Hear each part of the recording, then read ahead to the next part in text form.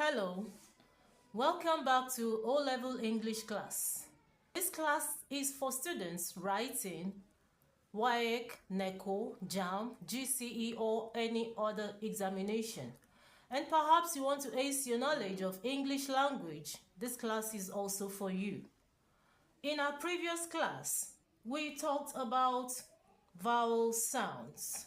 And I said vowel sounds are English sounds produced without obstructions in the vocal cords.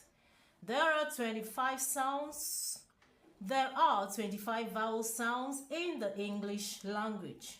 We have 12 monophthongs, known as pure vowels. We have 8 diphthongs, known as impure vowels. Then we have 5 triphthongs, made up of 3 vowel nuclei. But for today, we are taking diphthongs. Diphthongs are also known as impure vowel sounds, and there are 8 in total. We have number 1, A, as in cake. Number 2, I as in high.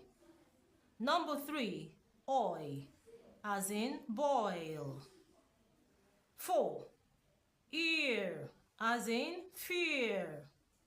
Number 5, ow, as in sound. Number 6, air, as in chair. Number 7, ur, as in endure. And number 8, o, as in grow.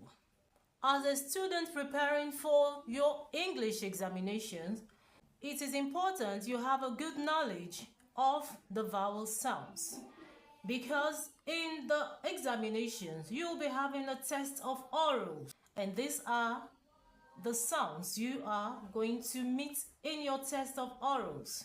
Diphthongs is one of them. We'll continue in the next class with triphthongs. I will tell you what triphthongs are and the examples of triphthongs. Please keep reading.